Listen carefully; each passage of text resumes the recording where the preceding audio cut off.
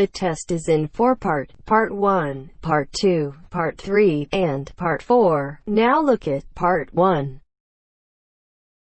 Part 1. I have with me in the studio today Dr. Stephen Phillips, author of the new book Silver Lining, which is an investigation into UFOs. First, you have some time to look at questions 1 to 4.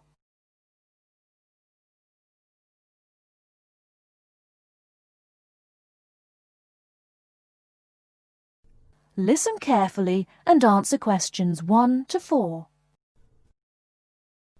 Good afternoon. I have with me in the studio today Dr. Stephen Phillips, author of the new book Silver Lining, which is an investigation into UFOs. Now, Dr. Phillips, can you tell us a little about your book? Yes, certainly. Over the last 12 years, I've become increasingly interested in the subject of UFOs, and this book is a compilation of all the sightings that I've heard about, together with evidence. You see, so many people are convinced that there is life on other planets that I thought I would do some research myself. And what did you find? Are we alone in the universe? You sound skeptical. Well, you'll have to buy the book to find out my personal conclusion, but I can tell you this. There are a lot of sightings in a number of different countries, and the surprising fact that I have found is that despite never having met each other, a great number of these witnesses describe an almost identical object. Now, I realize that television and the media has given us all a mental picture of a UFO, a silver ship with bright lights that moves at very high speed. What interested me was that in all the eyewitness accounts I heard, people gave very precise and detailed descriptions that varied only slightly. Reports from America, Europe, even Asia, all share a significant number of similarities. Interesting. Tell me, have you been able to see any evidence yourself? Well, no. My aim in writing this book was not really to present my own opinion, but to gather all the information available and collate it into a kind of reference guide.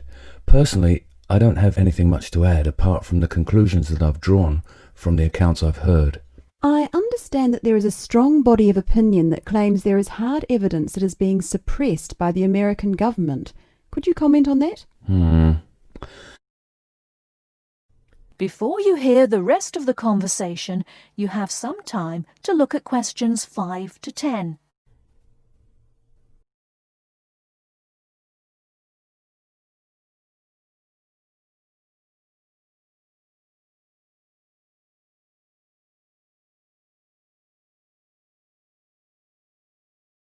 Now listen and answer questions 5 to 10.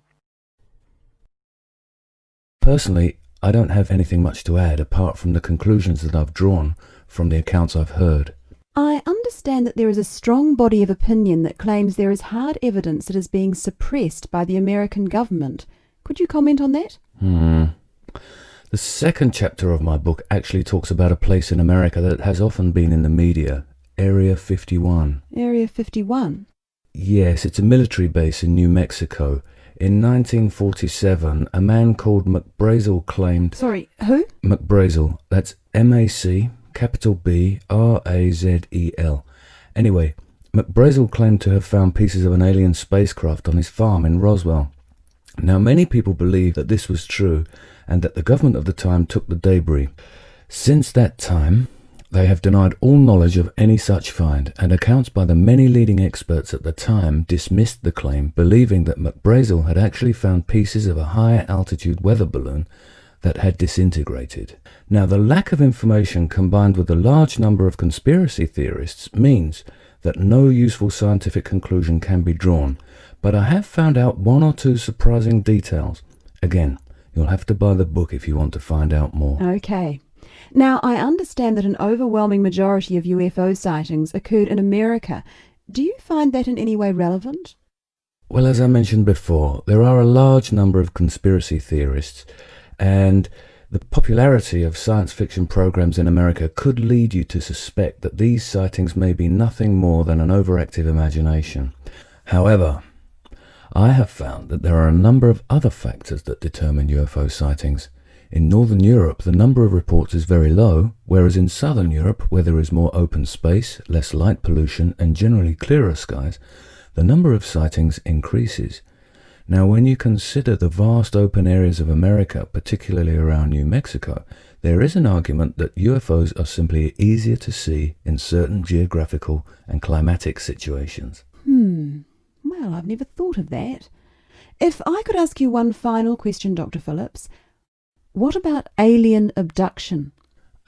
Well, I don't really cover that in my book. You see, I was looking to present facts from which people could draw their own conclusions. With these reported abductions, I've found them to be very unreliable. Well, thank you very much for your time.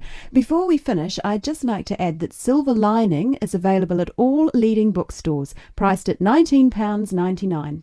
Until next week, goodbye. That is the end of part 1. You now have half a minute to check your answers.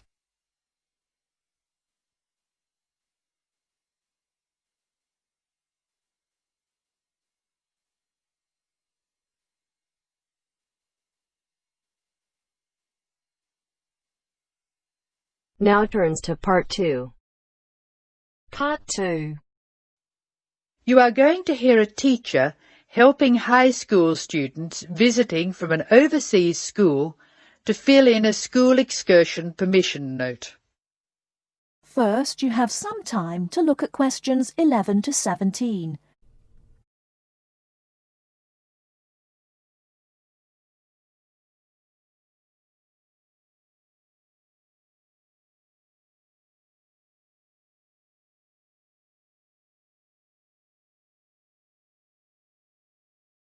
Now, listen carefully and answer questions 11 to 17.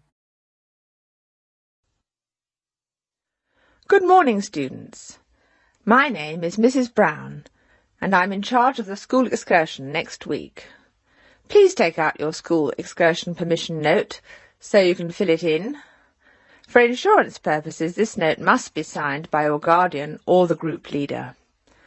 First of all, fill in the name of your class.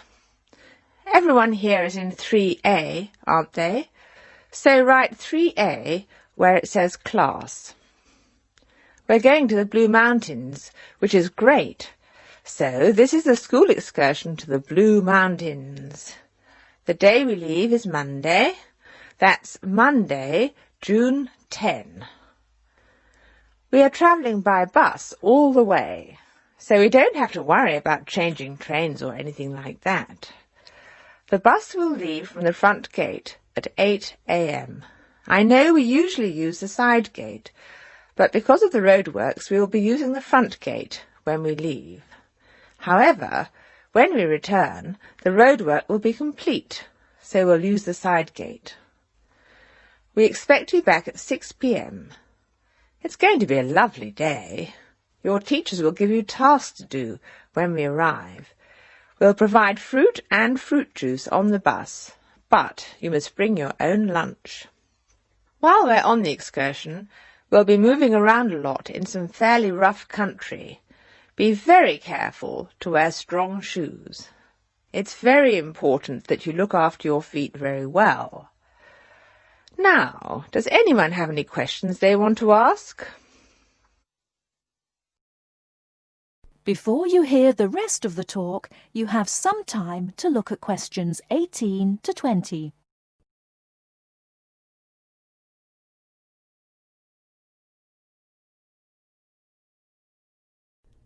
Now listen and answer questions 18 to 20.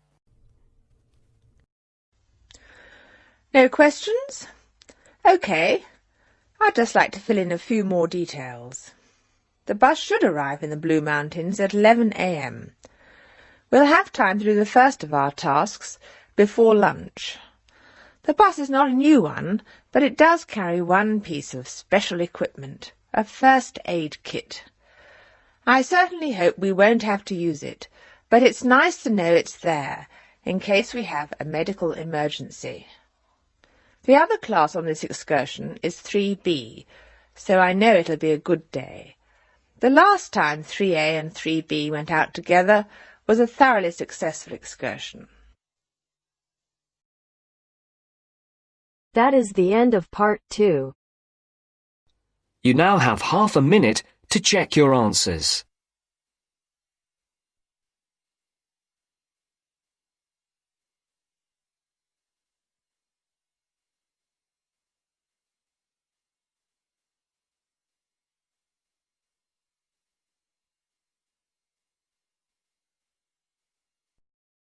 Now turns to Part 3. Part 3. You will hear a business studies student called Sam talking to his tutor about an IT project he is going to do for a local company called Turner's. First, you have some time to look at questions 21 to 26.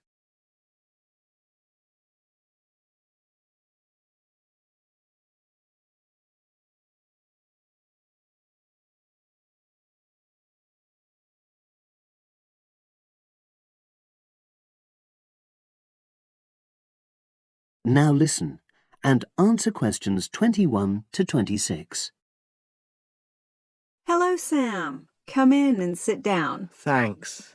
You're here to discuss your company-based IT project, aren't you? Yes, I've been to see the manager and he's given me a lot of ideas about projects that the company would find useful, but I wanted to ask your opinion about them before I choose one. Yes, that's fine.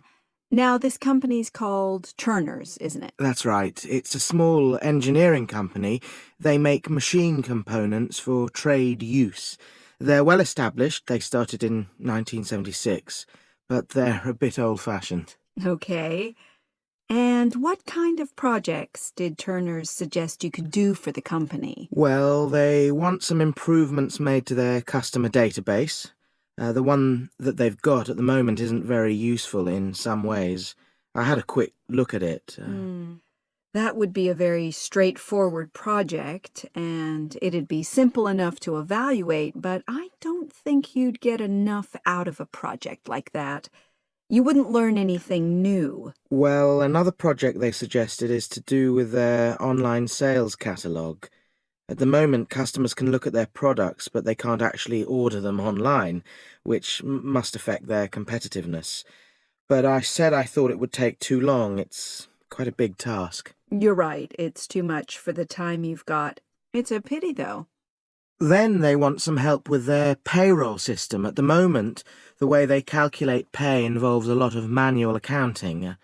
I suggested they could have a system where employees register electronically when they arrive and leave work, so the hours they do could be transferred automatically.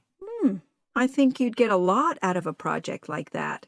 It would extend your skills, but it wouldn't be too much to take on. A student did something similar a couple of years ago, but this is slightly different. Well, then they need help with their stock inventory. They do everything manually. Really? Yes, and it takes so much time. It's probably very inaccurate, too. An electronic inventory would probably be the biggest single benefit for the company. I'm surprised they haven't had it done before. I know. Then they wanted to improve their internal security. The manager had visited other companies where the staff use swipe cards to access various areas of the building. It sounded useful, but the trouble is I'm not really sure how to do it. Well, I think you're right in that assessment. At the moment, it's probably a bit beyond your level of knowledge. Is that all? Just one more. Customer service. They want to be able to collect feedback from their customers in a more systematic way. At the moment, it's a bit of a mess, and they probably lose business as a result. Would that involve you going to see customers at their own premises? Because in that case, you might have to do a fair amount of traveling, and that would incur expenses that haven't been agreed with these companies. I never thought of that. Well, it might not be a problem, but it's something that needs clarifying. Well, I hope that's been helpful in narrowing down the options. Yes, it has, thanks. I'll be able to make a decision now. But while I'm here, can I talk to you about coursework? Sure. Now you have some time to look at questions 27 to 30.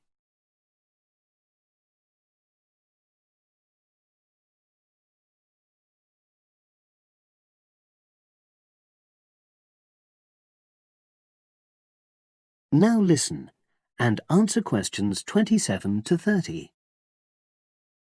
I'm not very happy about the way our group assignment is working. There are some problems. Oh, dear. Are people just not getting on with each other? That's the worst thing. Actually, we're all friends. It's not that. But when we're having a discussion about the assignment, one or two people end up doing all the talking and the rest don't say anything. It's a bit frustrating because we need plenty of debate. Well, that's a common observation. You're studying in a group with people from all over the world, and you all have your own ways of participating. In some places, students are more used to listening than talking, and vice versa. I suppose you're right. I'll try to remember that. Does everyone pull their weight as far as sharing the workload is concerned? I'd say they do, yes. And our group elected a leader. She's very good at making sure no one's overloaded. But personally, I feel that there are just too many of us in the group. Whenever we try to arrange a meeting, there's always at least one person who can't make it. It's not anyone's fault, it's just that we've all got slightly different timetables. Well, I'm glad you've talked to me about it. Feedback is always useful. Is there anything else you're concerned about? There are a couple of problems with lecturers that all the students are talking about. Last semester we had negative feedback about the way lectures were organized. There were several occasions when the wrong room had been booked or the same room had been booked twice, that sort of thing. Is that still a problem? That hasn't happened at all as far as I know. Oh, good. It's sorted out then. But I don't know the reason, but some of the staff often turn up late, so we miss 10 or 15 minutes of our lecture time. It might be because they've been copying handouts for students. I think there's a queue for the machine sometimes. Well, I'll look into that. Thank you for telling me. Anything else? The other thing is that it can be very difficult to get to see a lecturer individually. They're all very supportive and friendly when you do manage to find them, but often they're not in their office, even at times when they're meant to be available for consultation. Okay, that's helpful. Now, before you leave, That is the end of part 3. You now have half a minute to check your answers.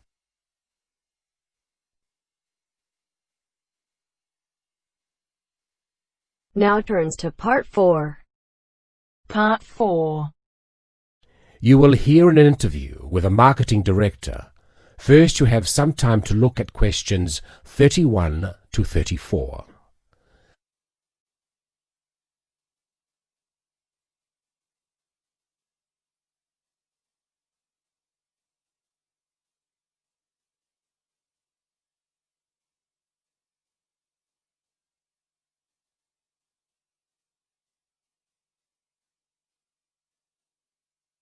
Now listen and answer questions 31 to 34. Continuing our theme of business marketing, I have with me today Mr. Brian Kinsella, who is here to talk about the differences between marketing a product and marketing a service. Good morning. Now I understand that many of you here today are interested in a career in services marketing. Well, I've been the marketing director for Oceania Travel for nearly 11 years. So I feel that I can present what I consider to be the most important aspects of marketing a service. However, before I begin, I want to clarify what I mean by services marketing. This not only means aspects like holiday destinations, but also professional services such as legal advice. In short, anyone that sells a service. Actually, a lot of the traditional services such as lawyers, accountants, etc., have not felt too comfortable marketing their services. It's almost perceived in industries such as these that the need to market indicates a weakness in the services provided. However, more and more such industries are realizing the importance of marketing to sustain their customer numbers, especially when their competitors are marketing themselves. Now, the main difference between marketing a product and a service is that the customers cannot understand exactly what the service will be. They can see a product and can comprehend exactly what the product will do for them. A service is more intangible. By that, I mean whatever each customer gains from the service is often very personal. For example, with a travel agency, clients choose to travel abroad for a multitude of motives. Some people travel overseas for the experience and really want to get to know the culture of the local people. Others wish to escape from reality, totally relax in sophisticated comfort, and be waited on hand and foot. Obviously, our clients will not be judging what we offer by the same standards, and travel agents, like other such service industries, have an extremely difficult job in satisfying a range of customers from diverse backgrounds with different expectations. Before you hear the rest of the recording, you have some time to look at questions 35 to 40.